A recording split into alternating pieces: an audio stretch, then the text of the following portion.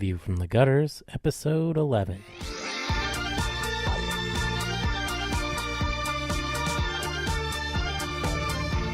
Welcome to View from the Gutters, the comic book podcast where each episode we discuss a collected edition, trade paperback, or graphic novel, and then recommend and vote on the book for the next episode. Warning: the discussion portion of this show has massive spoilers for that book. On this episode, we discuss Empire, and to skip ahead to the recommendation portion of this podcast, skip ahead to 4937.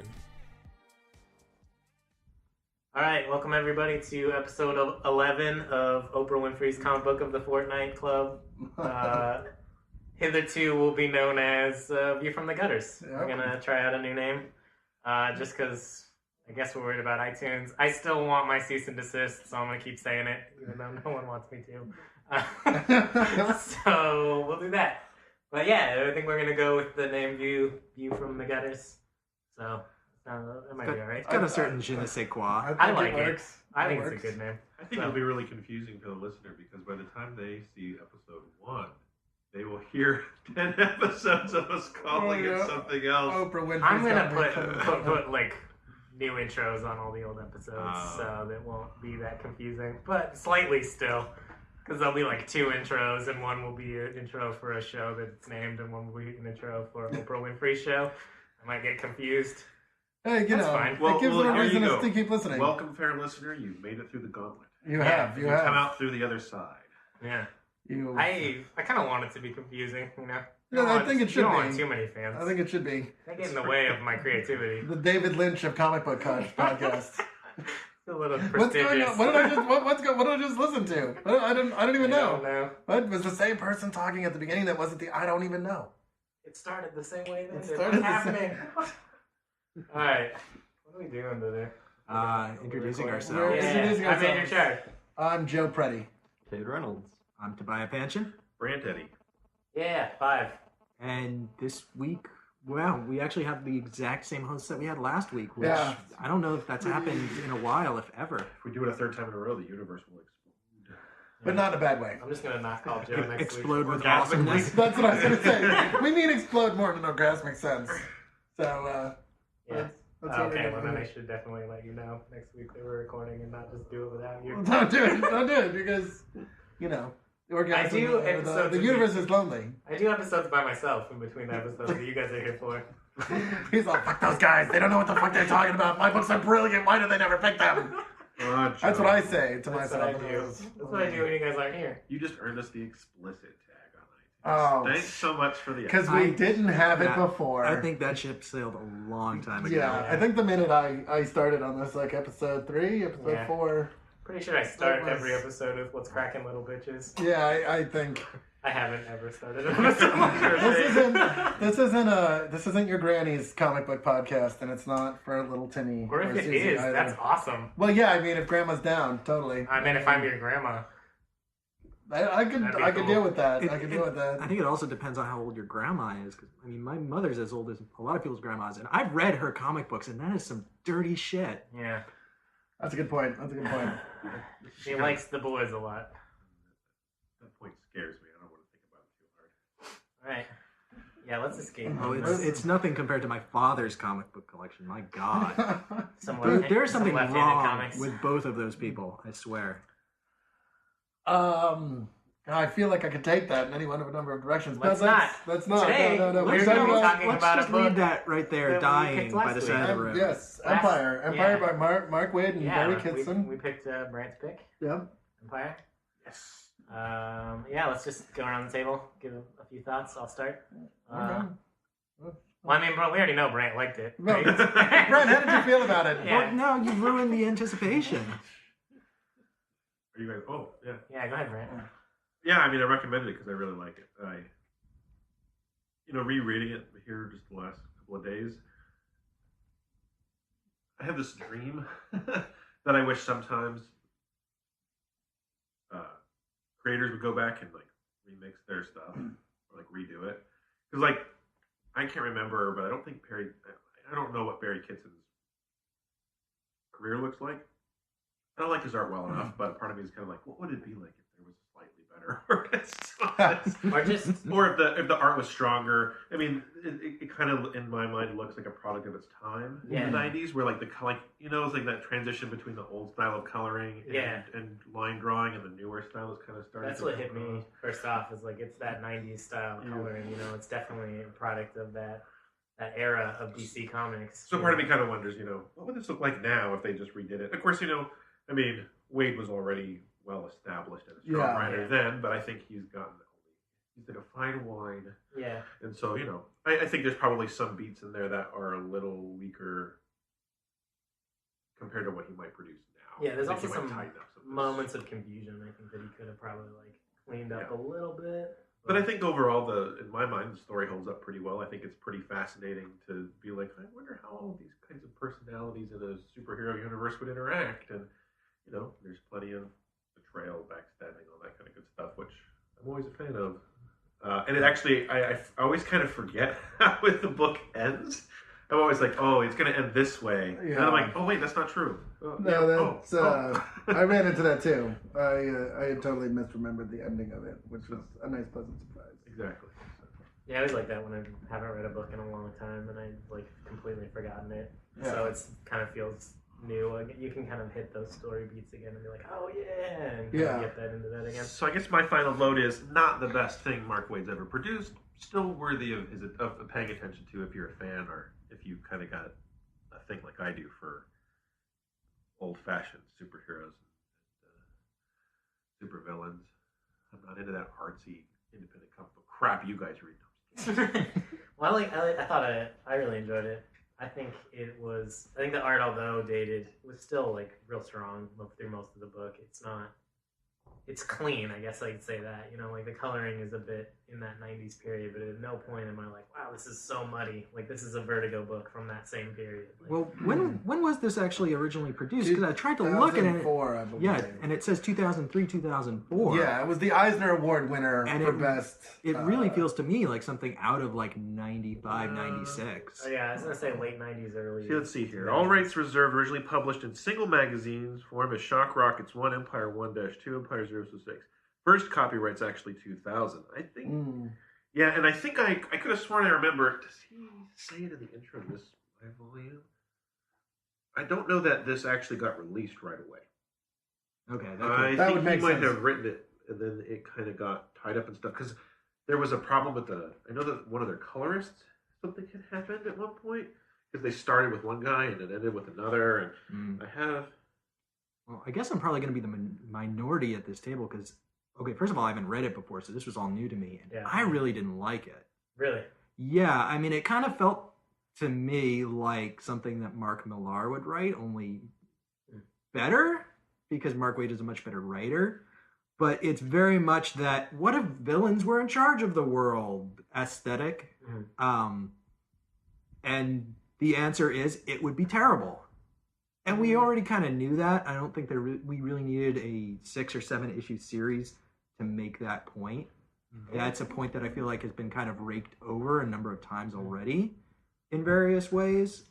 And it really didn't work for me. I think it's a really different story than any other, what if villains ruled the world story for me, because it reminds me more of, Emperor Doom, where it's not really about what is the world like after someone has conquered, after a villain has conquered it, because we don't really get to see much of the world. We assume that it's pretty bad, and it sounds bad, but it's really about, what is it like to be at the top, and, have responsibility for the whole world, and have to, be in charge of shit that is awful, and kind of, yes, you're a villain, but at the end of the day, he's not conquering the world because he is, trying to get rich, or, just because he enjoys torturing people. You kind of get this feeling, at least I did, that he is doing it out of a social, aspect, whereas, after he's kind of, unified the world, his intention is to form it in his image,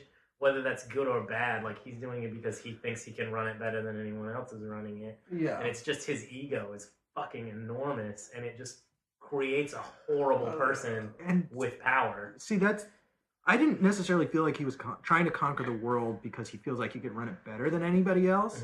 I feel like his motivation was, I feel like I'm better than everyone, and therefore I should rule the world. And once he actually gets there, he has no drive and no purpose.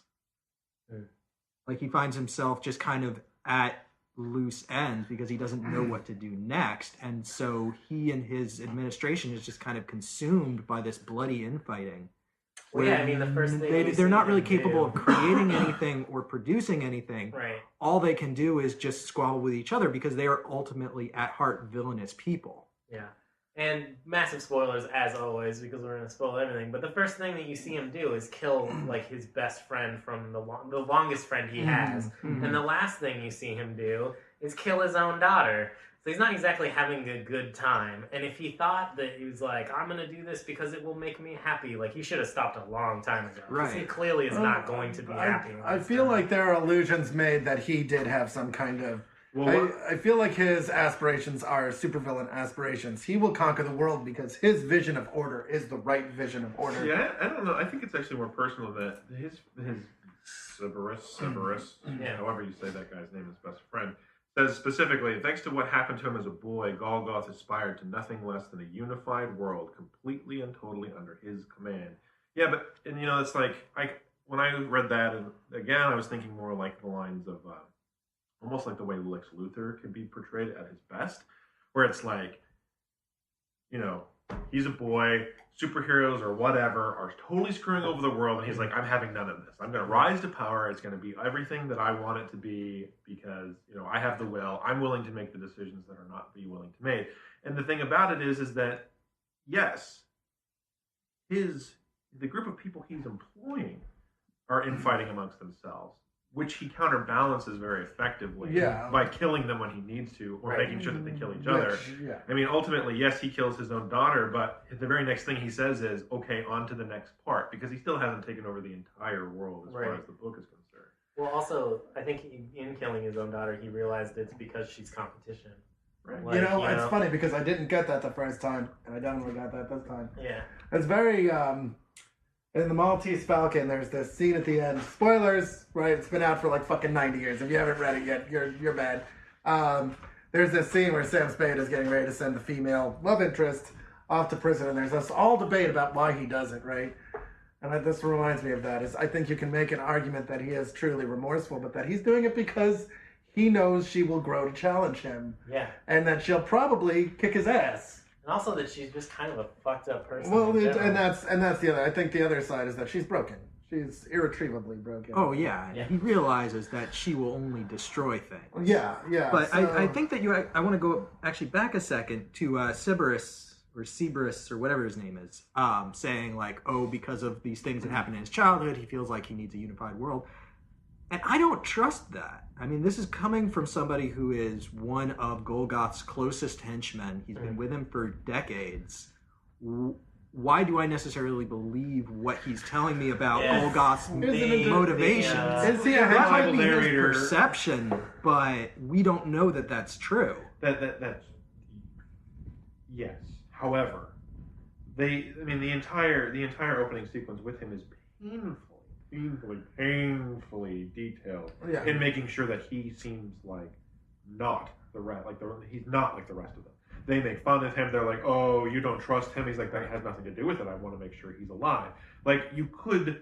He's a true believer. Yeah, well, he's a true believer, but he also makes allusions to he didn't always have this absolutely cold facade. It seemed like it was more. It seemed like it was better. It seemed like it was these things. Now, granted, Himmler may have walked around thinking the same things of Hitler, but at the end of the day, I think that you don't know where he's coming from as whether or not he's a good guy, but I think you can trust, and I think the scene is set so that you trust that he is of the perception that ultimately Golgoth is becoming a more hard, robotic or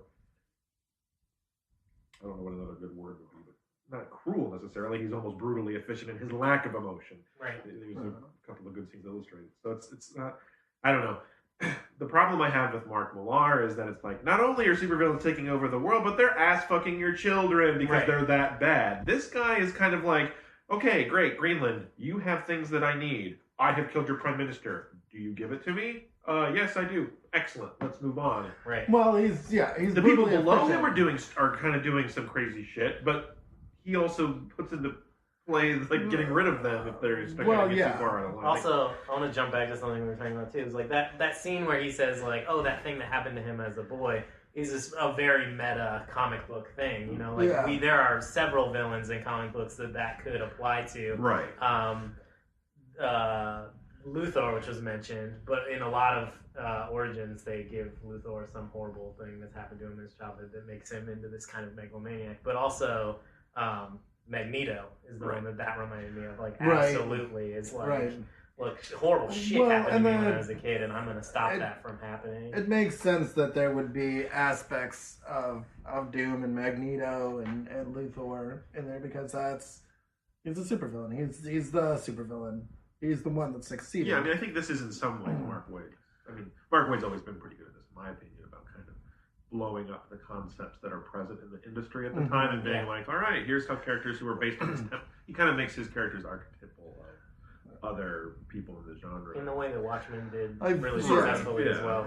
I mean, I feel like I enjoy this. Reading it the second time, I realized a few things that maybe when I read it the first time when you had given it to me, I was returning back to comic books after a long drought. And so I think after kind of rounding out what I've read since last time, I think there are a few missed beats in there. I think that at times there's a little bit. It's not Kingdom Come, right? Which is not a bad thing. I mean, I think it's good. I understand what he's doing, which is an exploration.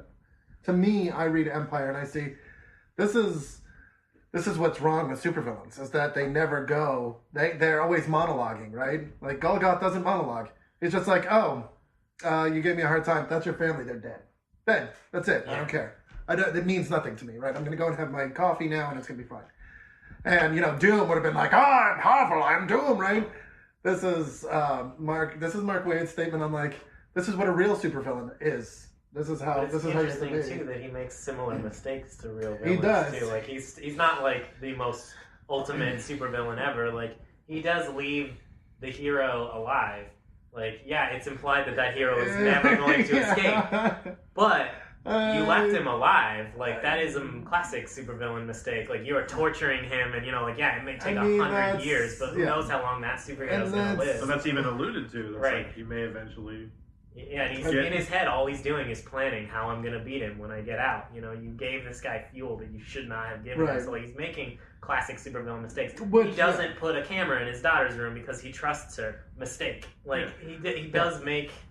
errors. Oh, absolutely. Which is... Although you could argue that basically the way this thing ends, it's basically him basically acknowledging that he had one or two errors left to make. Yeah. He's done making them. Yeah. Which is... he obviously... it's very clear that he did not enjoy killing his daughter, that he cared about her, but at the end of the day, he was not. Well, he has that whole fantasy at the end, right? Where he sits down with her and she's like, oh, this is what happened. And he's like, oh, it's okay. Yeah. And he has that father-daughter moment with her, and it's, I definitely think that in and of itself is them saying, he was... Well, they're showing him as somebody who's willing to sacrifice everything that he's ever cared about in order to get what he thinks he wants. Right. It's also, though, that it is made perfectly clear that he was once human. Humans do make mistakes. Humans are, in essence, human. But kind of by the end of that, with him killing his daughter, it's kind of like giving up the last of his humanity. It's like, I am now going to be the most efficient killing machine I can. Yeah, I agree with that. Yeah. I also always forget that he leaves the one dumbass alive. The one who, totally betrayed him. He's like, I knew you were going to betray me, and that's fine. But you also say what you think, and I need that way. Well, did he betray Well, no, he doesn't. That was sort of a plan. Right. But I mean... He's saying he's going to die because he failed in getting Homeboy. I don't know. Part of me, when I reread it, was kind of like, I think maybe he was evaluating his options a couple times. Like, I might be able to pull this off, but I'm probably not going to. Like, I don't know. Maybe that's wishful thinking on my part. But, I don't know. for a guy who's so unremittingly brutal, I was just like, oh, you left him alone. All right, fair enough. But you seem to have a value for him. And... Right. He's just a great character for a character that's like not really on screen very much. Essentially, like I love how he's always vocabulary. Oh, not that guy. I was talking about Golgoth. Oh, Golgoth. Well, like I do love that guy. He's just got like a very inherent character flaw that is like really humorous, and you might as well remember who that guy is now because it's like, oh yeah, that's the guy that can't remember his vocabulary words. But no, I love like Golgoth as a villain. I think this is really classic. He's that Darth Vader kind of, you never see his face, and he's not really on screen much, but his presence is like really impressive. Well, and it's I mean, he influences everything. Every single panel on every single page, his presence is felt. And they introduce him in probably one of the most awesome ways. Yeah. Yeah, right? Nobody can see this on the podcast, but when you introduce the Golgoth, it's a full page spread of him crushing the neck of the New Zealand general who he just defeated. Yeah. Yeah.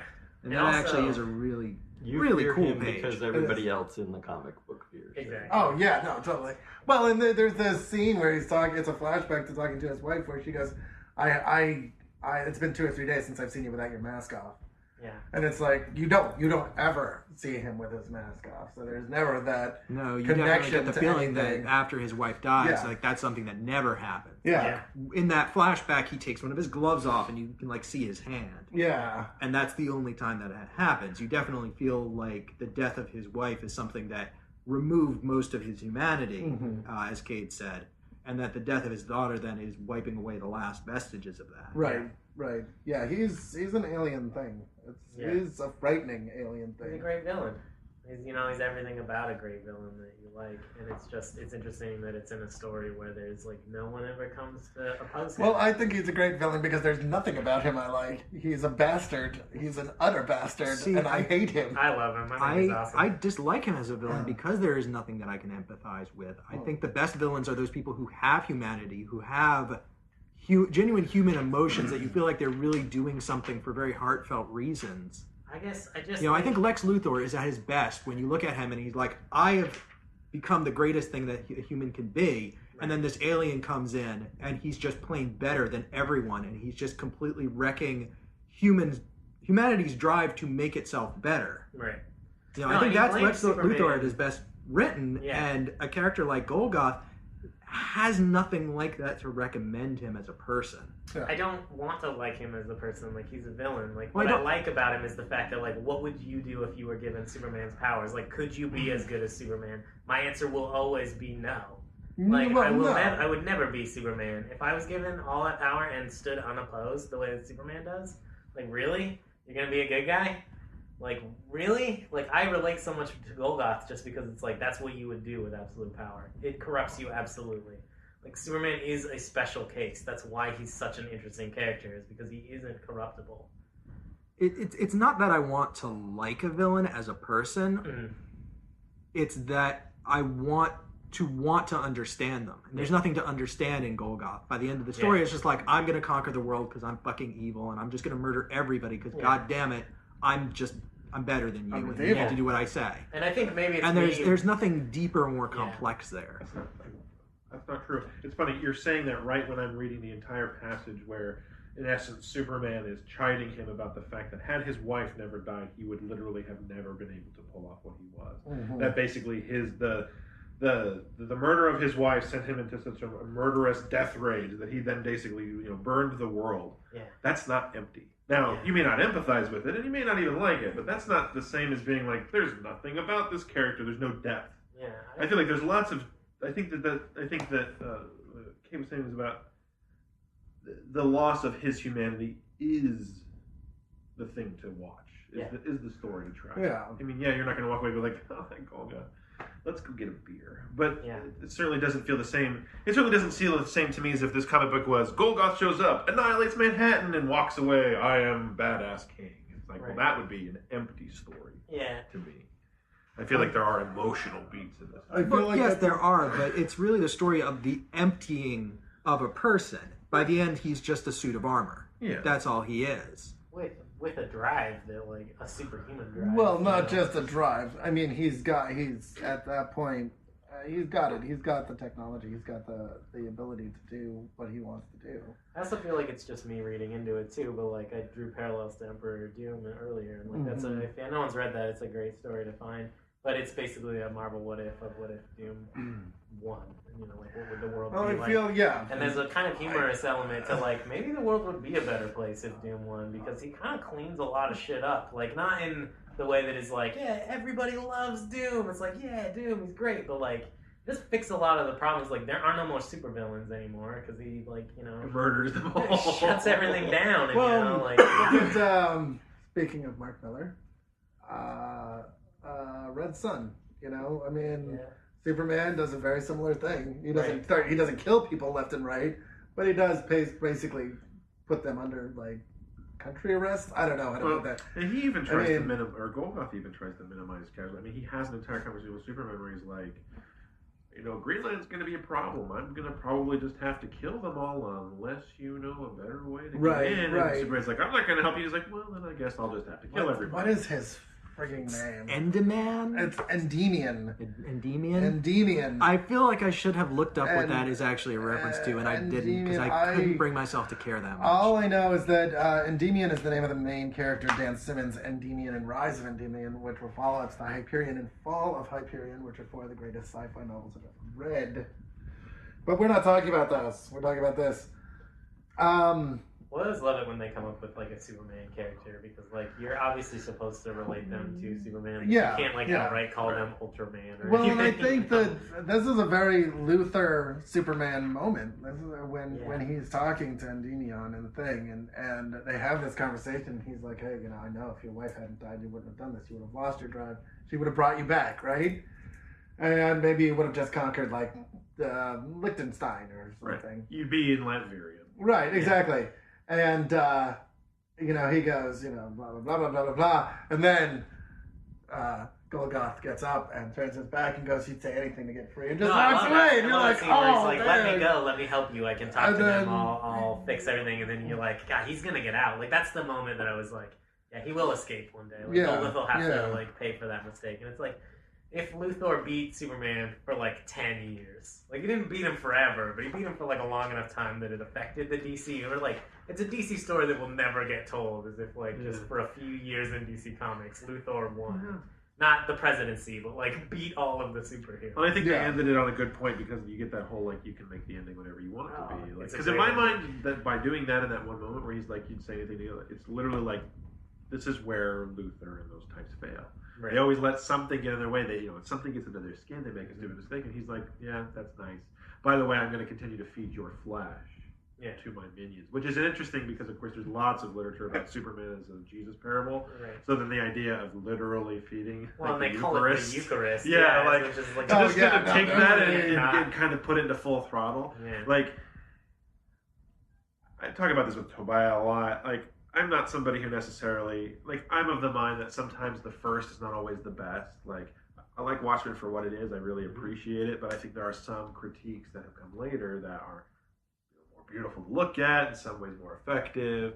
Like, Nirvana was the first grunge band, but I personally don't like them. I think there are better ones on the planet. And I feel like maybe, like, putting aside into a small box the fact that Tobiah doesn't like darkness in his comic books, or Mark Millar, but I think that this is one of the first, especially if it was, Wade does say in the introduction that they wrote it in 99, when I guess he was going through some pretty bad stuff himself anyway. And to my mind, Wanted comes out, 4 or 5 years later. Yeah, later, like 2006. Yeah, I think something like that. Then, gosh, what's his name?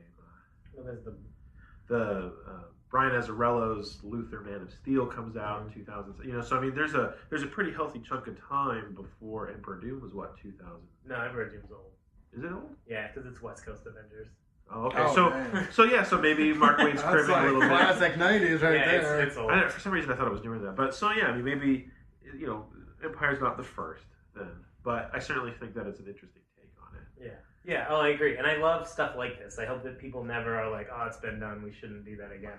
Because everybody writes, every comic book author, I think, that writes one of these adds something new to that genre of what Yeah. supervillains would. Maybe they didn't add, like, maybe they don't write the best, maybe it's not that good, but they did add something new and original to it. And I think it's interesting, and I think that idea of the Superman or the supervillain that decides to take the world under his thumb, kind of in the way that Miracle Man ended, and kind of in the way that, Empire is, where it's like, they're going to just form it in their image because no one can stop them. Mm-hmm. I think that's a great idea to explore. Well, and I think that the thing that gets me about this, and the thing that I think Mark Waid does the best in this is, and it says it on the back cover. This is it. This is like awful and hopeless because it's over. The good guys aren't going to come in at the last minute. There is no hope left. Mm-hmm. Like Golgoth has taken over everything, and he will hold it as long, forever until he dies. And then presumably whoever takes over from him will not be able to hold it or whatever. But that's, right. I mean, that's it. He's squashed everything. And I think that speaks, especially, like to me personally, right? Like, I love comic book heroes because I love the minute at the last minute when the superhero comes in and kicks the shit out of everybody and is like, save the day. And that's not going to happen in this. And knowing that, like acknowledging that, that's, I think, what Mark Waid does the best in it. And go, yeah, humanity's screwed at this point. Like, you live by Golgoth's rules or you don't live. And see, it's not that I don't like darkness in my comics per se. It's exactly what you were talking about that I dislike. This idea of hopelessness, that the heroes have been defeated for all time and can never win, and that the villains are just going to kick everyone's ass forever. Well, yeah. And every time I see that, I don't like it because it rings falsely to me. And this book doesn't do that, actually. I mean, there's a vignette at the end where the one character whose name I always forget, the hotshot kid, basically hooks up with the one rebel group, and they're like, "Well, if you can live through coming off Eucharist, then you'll maybe see that we're more than whatever." There's interstellar aliens who are showing up to coordinate against them. So I mean, there's the hero they've hinted at. So I mean, so yes, as though even you want to talk about an unreliable narrator. Mm-hmm. Yes. The book is saying Golgoth wins, but there's too many things in the background to make you go, I don't know if that's going to be forever. Also, the fact that he that's makes why mistakes it is better too. than, say, anything that Mark Millar's ever written. I don't think you've read everything that Mark Millar's everything that I've ever read. Is and the thing about Red Sun, if you believe what is whispered in the background, that was basically Grant Morrison reaching over Mark Millar's shoulder and guiding the pen.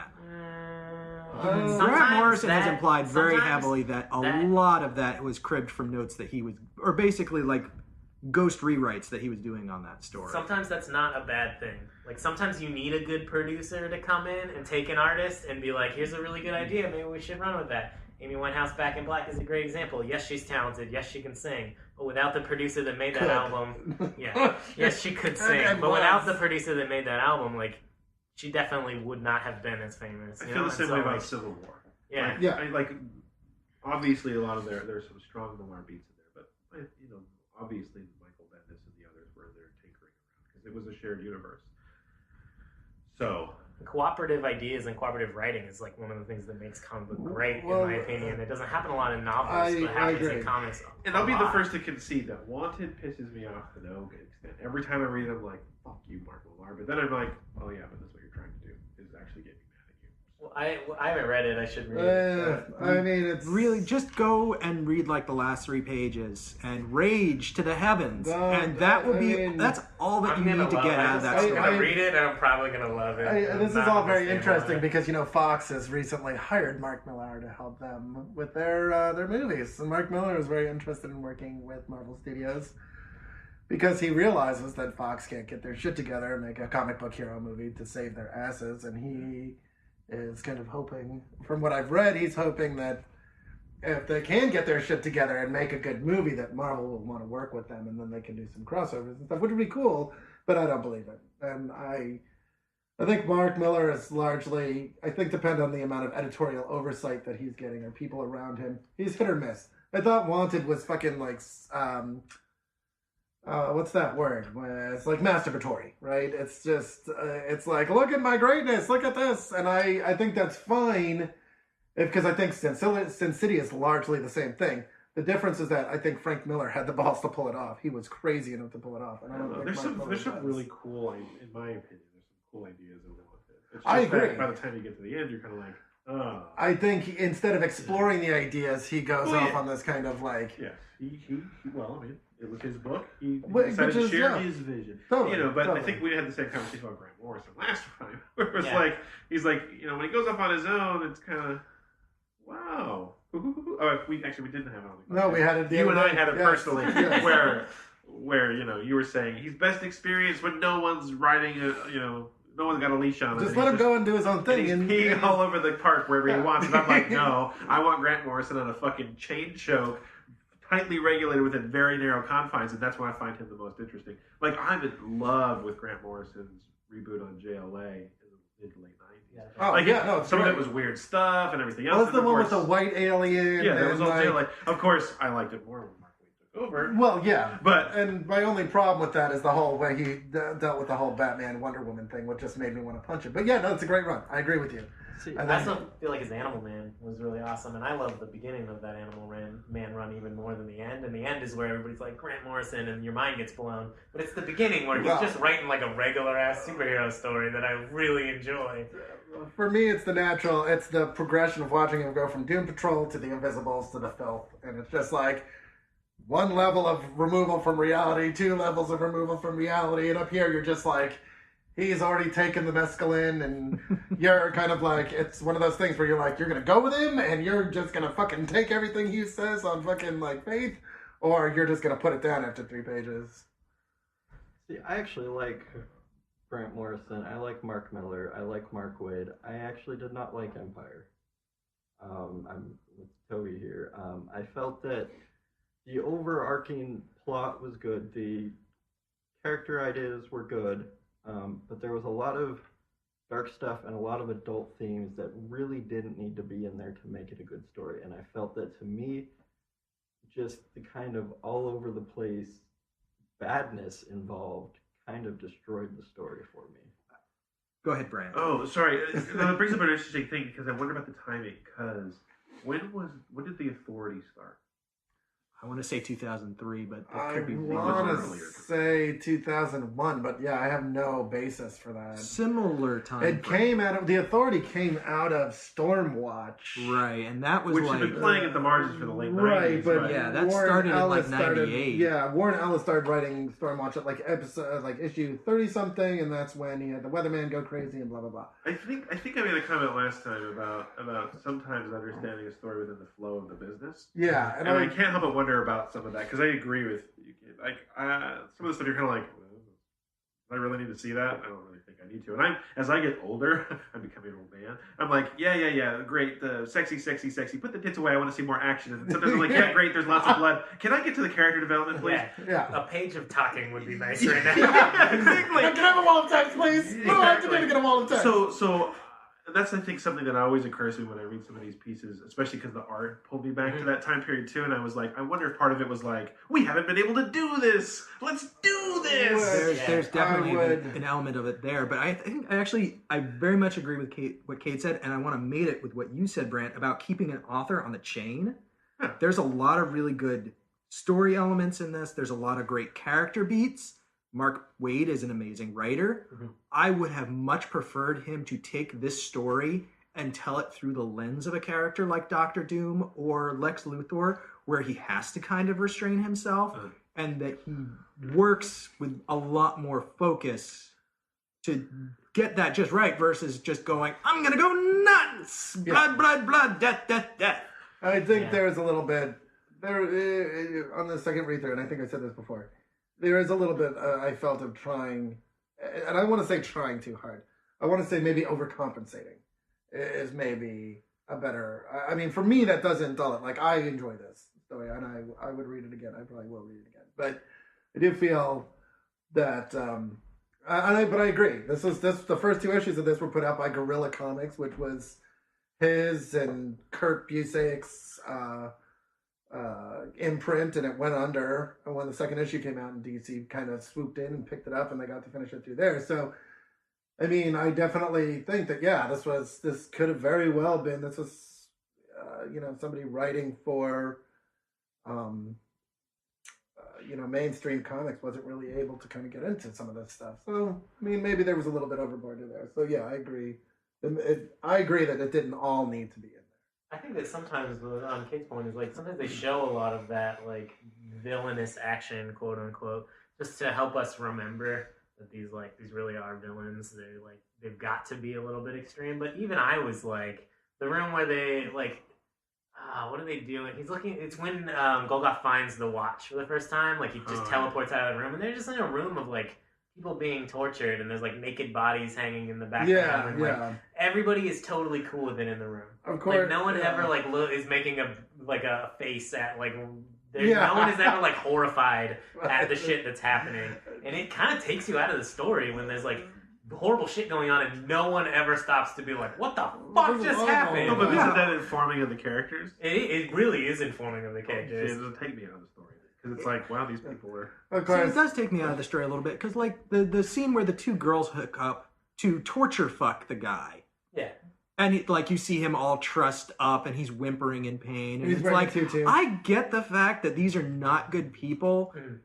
Do we really have to be this blunt about it? You know, Mark Waid put on his Garth Ennis ball cap that day. And was like, go. And that's kind of what I feel. It's like, okay, yeah, maybe there's some few things where like overcompensating, right? But like, read Preacher, all right? The fucking Garth Ennis like scales the wall on that one and then goes another 20 feet into that. Well, that's what I'm saying. I think there was a lot of that at that time because it was literally like. Yeah, it was because you were able to do it. You were able to let. People were asking for. I mean, like people were asking for it. No, like they really wanted it. Tits and ass. I want to see torture porn in my comics. You know, like, especially in a more realistic sense. It sounds. Oh God, yes. No, it sells. I can't get through like the second trade of that. I can remember. Just like, I couldn't even finish. I couldn't even get past the first issue. Some people love that shit. Of what? The Boys. Oh, like I can't do Garth Ennis. Garth Ennis needs to be writing war comics. Garth Ennis was brilliant on The Punisher. I love his fucking Punisher. I'm nodding emphatically for those of you who don't. Yeah, I like his Hellblazer, but to my ultimate Hellblazer is Jamie Delano. I love Delano. Yeah, me too. I agree. Those first 40 are awesome. There's just darkness and awfulness there that I don't think anybody else really gets. I'm a huge Hellblazer fan, so I love all of it. Yeah. But Ellis is great. I think Ellis is great. I think Andy Diggle did a great job on this. There's like so many good Hellblazer writers. Azzarello. Brian Azzarello writes. And I don't like his Hellblazer stuff, but I adore him. Everyone should just go track down all the issues of Hellblazer and read them because they might put them into trade. But don't be alone, and don't read them back to back, and don't listen to Radiohead while you're like seriously read them like 2 or 3 issues at a time, and then go out to like Chuck E. Cheese or something and just have fun. I don't know that Chuck E. Cheese would make it. There's demons that just don't accidentally summon a demon. Is the lesson I took away from it. Yeah, don't accidentally summon it. Don't drink. Maybe just have a little Dora the Explorer on the background. That'll work. That'll work. Maybe some Wonder. I don't know. There's lots of weird repetition in those shows. It starts to get kind of freaky. What is Dora saying backwards?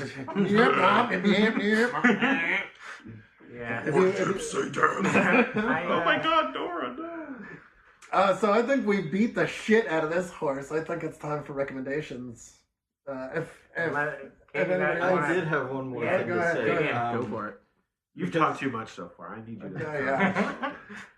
Well, I do have the adult thing to say bad about Empire. I felt that in the context it took away from it because I'm looking across the table and I see Joe's Transmit and it reminds me that Transmetropolitan is one of my favorite comics ever. I was gonna say. However, but all the themes and things that I didn't like about Empire, they're done so well in Transmit that instead of it detracting from the story,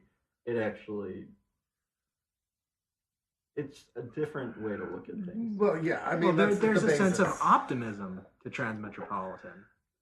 Through the big hair. I think they're very different stories. They're incredibly different. And also, to bring up Brant's point from earlier too, where he's saying that they don't take away from the characters from him because they're awful characters. There's the one kid, the new kid, that comes in and like he's kind of like. And I wanted him to be a little bit more Apollos. I'm like, he's obviously a bad guy, but in the end, like they set him up to be like he could be the next hero. But at the same time, he's banging Jet. Like, I mean, he's the gritty anti-hero, but he still should be the like voice of reason at some points in that. Yeah, agreed. But when you get past the big, the red curtain. you get to start taking all the fancy drugs, I think it might be hard to. I mean, he ultimately does get out of Dodge and is like, this is fucked up. But I can imagine at first you're kind of like, can't show them that I'm shocked. I'm totally cool with this guy. No problem. I do want to say to your point, though, about the Transmet thing, there's a lot more time to get used to the idea of that level of violence and stuff. I mean, it comes out the gates, and Spider Jerusalem's a pretty aggressive fellow. But by the time he's, disrupting people's bowels, you've already gotten in the length of a trade as far as some of that violence, and it escalates. So I don't know that the comparisons are completely apt. Were the Empire longer and we had seen more of the world and contextualized it might have played slightly better. I do wonder about your point earlier, Brant, that if Mark Waid could go back and do this, just get a do-over on this series and do it again, I wonder what he would change and how. Actually, you just read Irredeemable. Yeah, that's what I was going to say. He's kind of doing this There's again, Incorruptible and Irredeemable, which it's not the same. It's not the same, but it is kind of like I do need to read this. Rehashing that concept. And it's he gets to spend more time with it finally. And although Goleth is a very different character than the Irredeemable villain, it's still that interesting concept. And so like maybe not exactly him getting to do it again, but Mark Waid has told stories like this again. Yeah. Well, you definitely see those reoccurring story tropes that certain authors like to hit over and over again. So, Speaking of Warren Ellis. Right. Well, and also like Toby's saying he needs to read it, but definitely, I think that's a good recommendation is Irredeemable, Incorruptible. Yeah. I read the first couple trades of Irredeemable, and I really liked them. So. Yeah, I've heard good things about them. I want to keep reading those series, but I can recommend it. I also wonder about visual style too, having one of the things that Transmet benefits from greatly, which is actually very hard. Vertigo in general was Transmet Vertigo? Yeah, it started out on Helix, I want to say, which was DC's very short-lived sci-fi imprint, and that folded after I think like the first. I think they took all those weird little satellites and then they just rolled that up. There's a bunch of Vertigo series that have this as a benefit, and I think about this a lot with comics, which is sometimes you need the right artist, right? And like. I like some of Barry Kitz's work. Like I said, the Introduction of Golgot's a fantastic piece. But, Transmet has, not only is it long form, so you get a lot of time in the world, Derek. but Derek Robertson is the entire way. And actually, I tolerate the voice for a really long time. Maybe it's a life of growing up on, reading Clive Barker and watching Hellraiser. But I'm just kind of like, oh, wow, that guy's spread all over the place. That's kind of funny. But I started to lose interest when Derek Robertson left. Right. Because even the other artists who are capable, just of the flavor was off just enough where I'm just kind of like, this doesn't taste good anymore. You switched out the paprika for cumin, and now I'm kind of weird. Like, because the medium is so, it relies on both things. Yeah. There's definitely works that rely very heavily on what the artist is doing. Right. Yeah, absolutely. As much or more than the writing. Well, it's a visual medium. I mean, at the end of the day, it is. I remember me and my brother getting into arguments, these huge arguments, because I was a Valiant guy, because I valued writing over art style, and the art was looser in value, and it was much more realistic. And he was an image dude. Like, he wanted like hugely muscled people and women with big racks and huge improbable guns and bendy swords and all that shit. And so, I think I definitely come to appreciate both the more cartoony style, like Mike Waringo and a few others. His name just comes to mind because he worked with Mike Waid on The Flash. But I love Derek's style and his I like just about everything that I've seen of his too. He did an issue of Conan that was excellent. He did. I think Greg Rucka's Wolverine. I thought that was great. Well, I think that's when you start getting into. I feel like there has been. I mean, you still get filler issues and all sorts of things, but I think there's a lot more consciousness given to merging things in the industry. It seems like. Yeah. But if you want a really good series where somebody goes through obviously a lot of painstaking process to choose artists that will supplement their stories well for an overall series, Rucka's Queen and Country. Changes every arc. Yeah. The artist, but each artist fits for the arc as far as I can tell. Greg Rucka is actually really. It seems to me that at least in his independent stuff of his that I've read, he's very decisive about who he wants to work with, and he always gets a great artist to work. I just read Stumptown and I loved it. Even his mainstream stuff, like on Batwoman with J.H. Williams III, he appreciates art, and a great artist, and he finds them. And I mean, obviously, he's probably really easy to work with. He's a nice guy. I've met him. I'm sure he's a good guy. For an artist to work with, so that helps you get good artists. I think. Yeah, exactly. But, I mean, he always picks really excellent ones. So, recommendations? Yeah, we've been talking about Transmet. We've been talking about Transmet. I'm recommending the first 2 volumes of Transmetropolitan. Hands down, my favorite series ever. To me, everything is perfect about this. Warren Ellis writes about the Hunter S. Thompson in the far-flung future, pretty much. And it's excellent. Derek Robertson does the art, and it is filled with images that are very alien and yet at the same time familiar. I think he just hits every beat, and I've read it like 5 or 6 times now in its entirety, and I love it, and I think it's amazing. Yeah, I've probably read it about that number of times, and it really is Warren Ellis at his absolute peak. Yeah, he never... I don't know if it's my favorite comic ever. It's definitely in my top 5, but it's by far my favorite Warren Ellis story. Yeah. Yeah, I mean, to me, there's some stiff competition with, like... Next Wave. Well, no, Next Wave is great, but, like, as far as other... creator-owned like storylines. I would actually Love and say Rockets, the Chica stories are some of my favorites, but Transmet always comes out at the top of the heap. Well, I mean, if we're going to talk Warren Ellis, it's Transmet, Planetary, and Next Wave, in my opinion, in that order. I would agree with that. I really dig Transmet. It's one of the few comics I have multiples of each. Everybody already has strong feelings about Transmet. Obviously, we don't need to read it. I haven't read it yet. What? Heresy! No.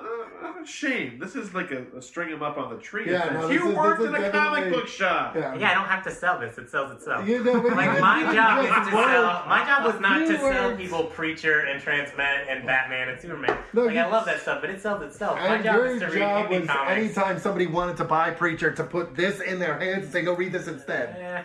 Unless they already have. Well, next time I'll bring you all 11 trades. All right, so you can I'll read it. them. I'm not saying that I don't want to read it. Like, I do want to read it. That's amazing. Like I've read a lot of other stuff instead because this isn't really. It's not really my cup of tea. I've read. I think at least the first trade. Well, if I wasn't going to vote for it before, I'm going to vote for it now just to force you to I'll read it. read it. You don't have to pick it just so I'll read it. I will read it. But I mean, it's a bit different than the stuff that I really dig. So I mean, I know that you guys are all. That's valuable. That's important. Yeah, I think it is. Well, because I said earlier, like I love superheroes. I love them. I love Transmet too, actually. But I think so often it's easy to shorthand comic books to one.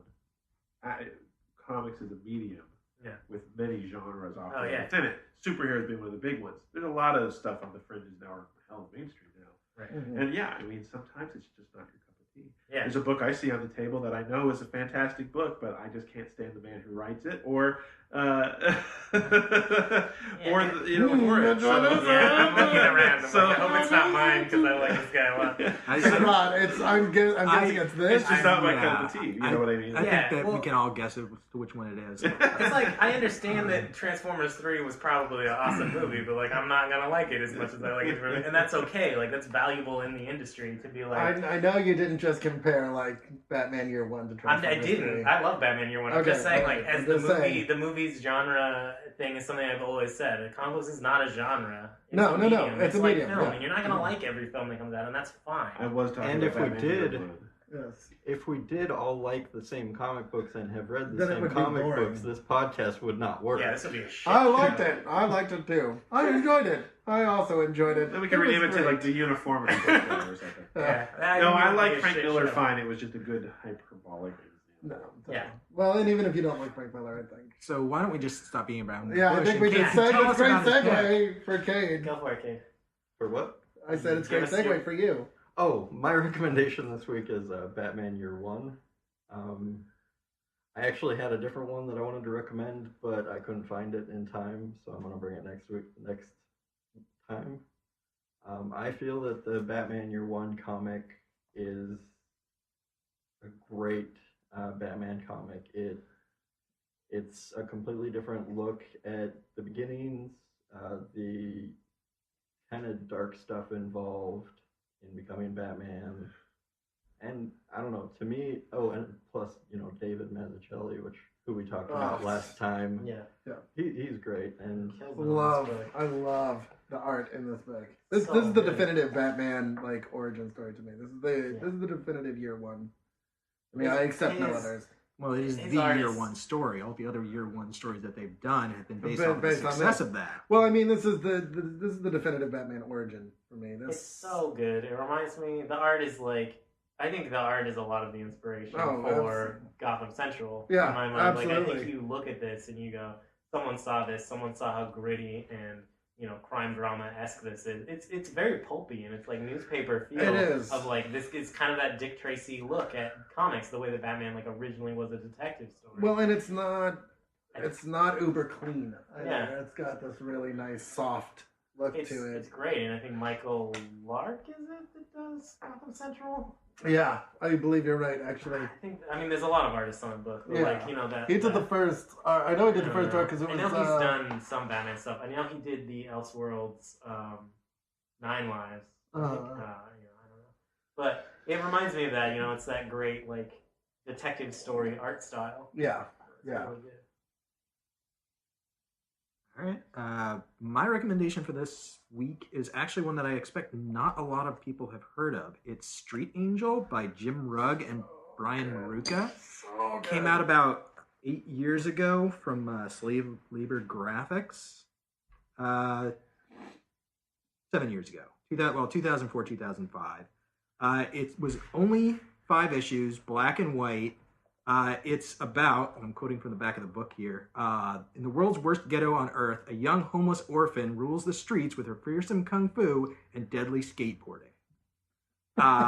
And it's one of those just kind of ridiculous indie comics filled with jokes and weird humor, and she fights time-displaced pirates and Satan and an evil computer from the 70s. And she teams up with a blaxploitation character named Aphrodisiac. And it's a hell of a lot of fun. It's actually one of my favorite indie comics that's come out in the last decade. Mm-hmm. Good stuff. It's definitely one I want to read. And the cover is pink. Yeah. It's important. Yes. It owes a lot, I think, to things like The Tick. Yeah. Absolutely. It's very, very much in that style. Yeah. Okay. The Tick being one of the few heroes that can defeat ninjas handily, by the way. Well, he just kind of stands there. Well, Or throws a chimney. Yeah, but he also can see them. That's They're true. holding up the leaves to appear like shrubbery. That's true. Just proves that he has super sensory powers with his tick antenna. You have He to does. love Ben Edlund. You I have to do. love the Tick. I think- that there's not a way you could not love that. I think you do have to love both of them. I think Ben Edlund's contributions to Firefly are one of the reasons why it's such a good series.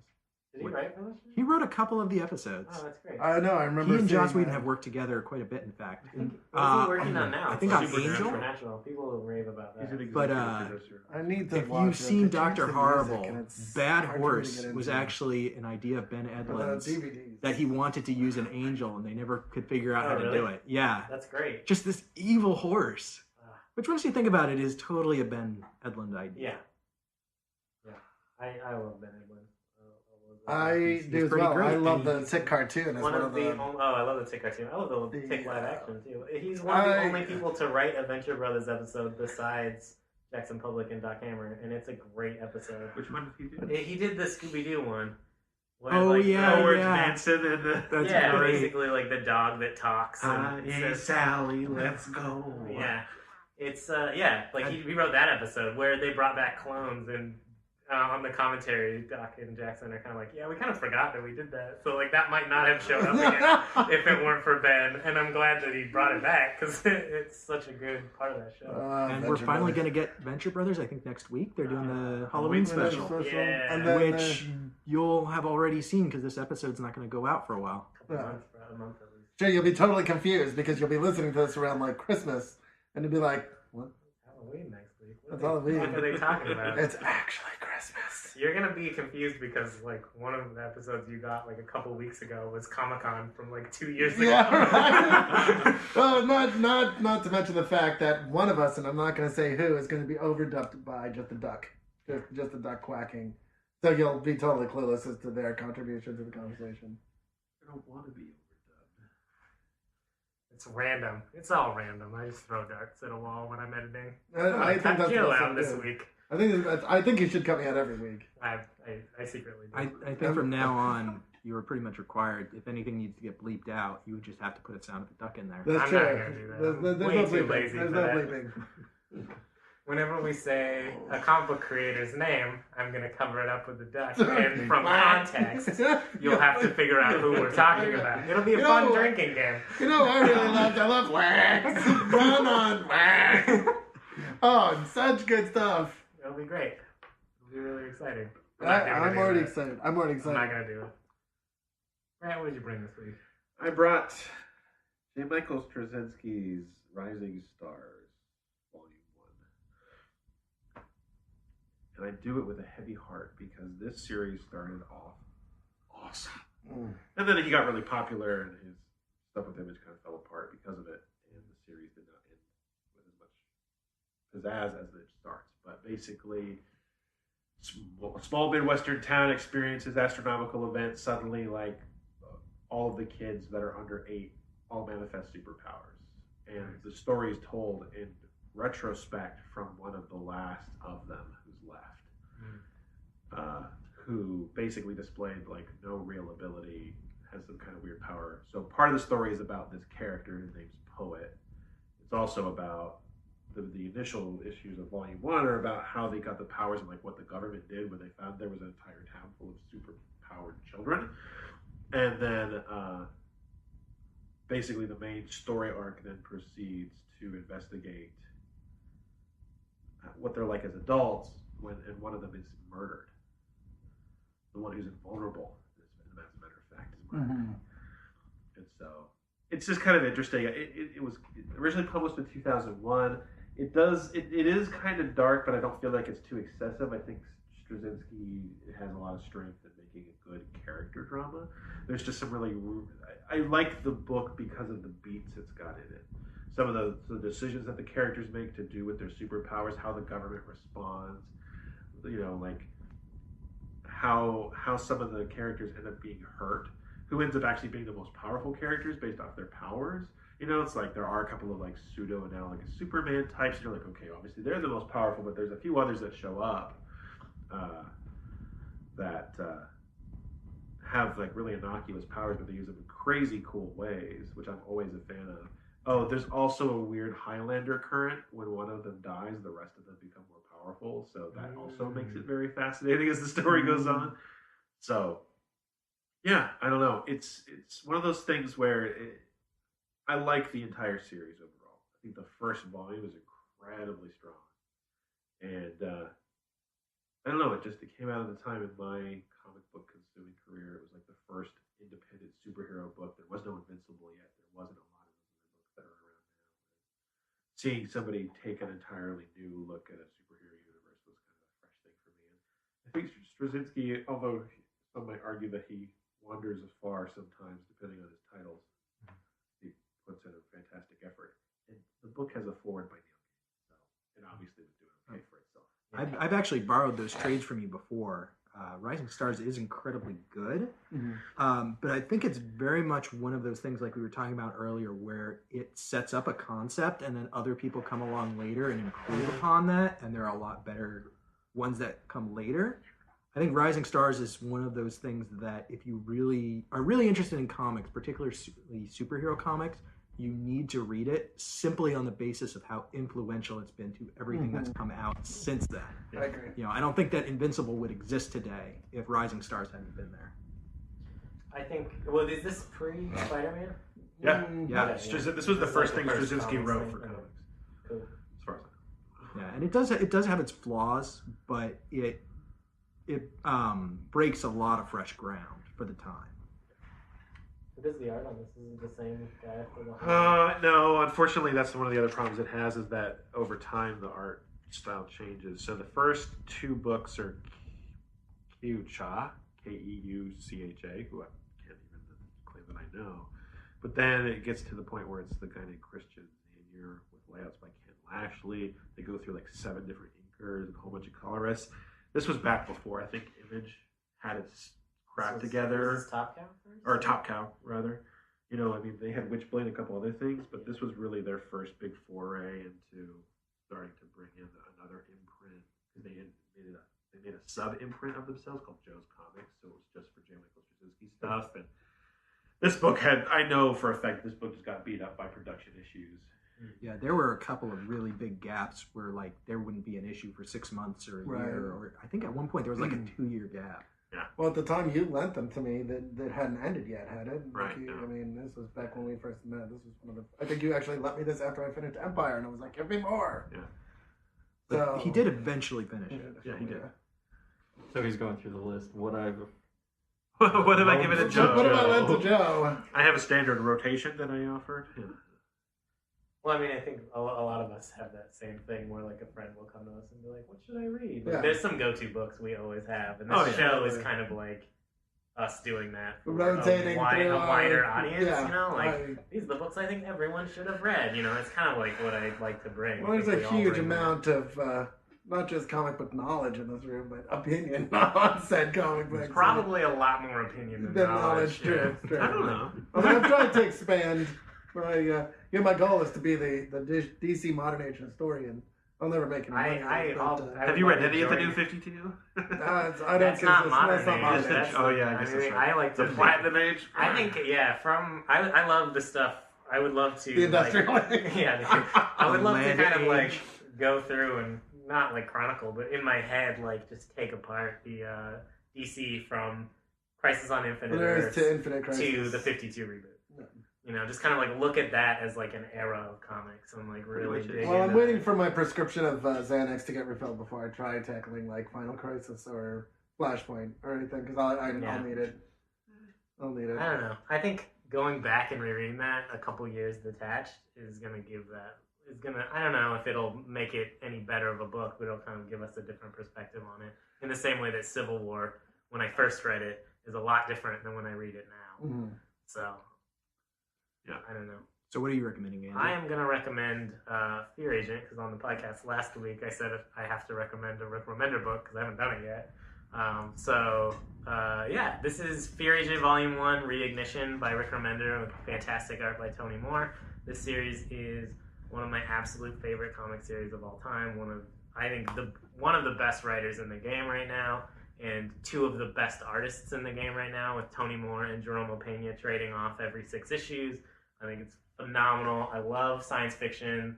There are not enough, like, really, truly sci-fi, spacey adventure books in the world, and this is one of the absolute best. I love this book. He's a hard-drinking, hard-fighting, hard-punching Texas cowboy who has been jettisoned into space, and, like, how does he deal with situations of coming up on an alien, invasion of a space station. Invasion is in quotes there. It's not really an invasion, but an alien attack on a space station, or time travel, or telepathy. Like, how does he deal with this stuff that is just kind of above his head? He's always out of his depth. He manages to hang on just from like grit and drunkenness. And he just like powers it. Wow. He's kind of that sounds familiar. Yeah, he's kind has of a Boba Fett style jetpack on. Yeah, he's got a jetpack. You can't knock anyone with a jetpack. But he's kind of that Conan character, and one thing I love about Conan is he's in a world that's too hard for anyone to survive in. Right. But Conan is tough enough that he lives through a situation that would kill a normal man.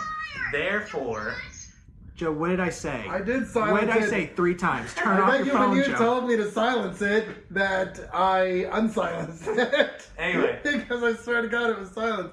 Conan survives a situation that would kill a normal man, and therefore he learns from it. And I feel like F.E.A.R. Agent Heath Houston is in a lot of the same ways. Like, he gets through a situation that he should have not lived through, and therefore he is a little bit smarter than he was yesterday. And he's not the brightest guy, but with just knuckles and determination he gets through it. And so I think I feel like that's me, except I don't learn anything from day to day somehow. Apparently. Like, also, he's got like sweet. There's like a lot of like really retro 50s style sci-fi influence in this, like the big bubble dome helmet that he wears. Fantastic. Yeah, it's great. I love it. It's everything about comics. I think it's a fun book, and that's what I love about comics. Is one of the things I love about comics. Not the only thing, but I like books that are fun and the art's fantastic. It's a great read. Everyone should read it. Awesome. Indeed. Well, I think are we gonna vote? I think that we are going to vote. I think we're going to start with you. I'm voting for F.E.A.R. Agent because I don't vote for my own books. I don't think that's classy. I think that we established that was an original rule. It was an original. You can't vote for your own books. I don't think we should. But see, the thing is that nobody remembers, and no one's going to go back and actually listen to them. I'm going to go back and listen tomorrow. to I'm going to be listening to episode 1 again. It's an interesting theory. Because it should be a rule, though. I do. Yeah, I think so too. I think it just clears up a lot of confusion. Yeah. We obviously want to read our own book. That's why we brought it. Well, doesn't need 2 votes. All right, Cade, what do you got? I'm going to throw my penny in with Street Angel. I first wanted to read that when it first came out. I didn't have the money and I completely forgot about it. So that's definitely one I want to read. Awesome. Well, I'm going to vote for Transmetropolitan because, goddamn, is that just the best comic ever? F.E.A.R. Agent. All right. I was torn. I don't know if I should go for Street Angel or Rising Stars, but I think to just keep us from having a tie. But we just established that you can't vote for your own book. Right, but he's voting for 2 other books. I'd go for Rising Stars. Okay. Yeah, that means we're reading F.E.A.R. Agent. Which means we're reading F.E.A.R. Agent. All right. Which is a vote for my own book. I win. Are we keeping score of that? I don't know. Should we? No, I don't know. Because I know that my score would be 0. Well, just like every week on the show, even though we don't pick a book, doesn't mean you shouldn't read them. Read them all. And you should do, when we say that, I want to make it perfectly clear that it is your moral imperative to read all of them within the span we have allotted to you. And Also, if you don't, then you should feel awful about yourself as a person. You should also read all of the books that we hate, too. So that you can Just hate them as because- well. So that you can understand where the hate is fueled. Or you can form your own opinion and hate us. That's, yeah, we're cool with that too. Yeah, if you want to just listen to us and just hate us the entire time, that's cool. We We love support that. We actually probably like that more than Send the us hate mail. Yeah. No publicity is bad publicity. Are you saying that we want to be the Howard Stern of comic podcasts? See, that's where I didn't want to go with that, so now I've changed my mind. Love us. Would you prefer that we be the Glenn Beck of podcasts? Wait a minute, does that mean... Oh, wait, that is Glenn Beck. If we're Right. if we're the Howard Stern of comic book podcasts, does that mean we'll have half-naked women here all the time? Because that would definitely change the way... No, we're not. Because we're a comic book podcast. No. I should note that this podcast was almost called Beard Mountain. It was almost called Beard Mountain. And I'm glad that we avoided that bullet. Really? In my heart, I know what the real name of the podcast is. All of us again this week have beards. We all have beards. We are bearded. Which is the Various way, I mean... stages of beardy. It's because winter is coming. We're just getting ready for our Hobbit cosplay. We are. Where we go as all... Oh, Mr. Ford. I'm doing Game of Thrones cosplay. There's no one has a beard in that show. No one. There's no Never beard. a There's single no guy. beard. You're right. There's no beard. How can I have? Yeah. So, next week, F.E.A.R. Agent, Volume 1. Actually, you know what's really funny? Reignition. Yes, F.E.A.R. Agent, read it. Cue All right, cue the outro. music. Let's get out of here. Bye, everybody. Bye.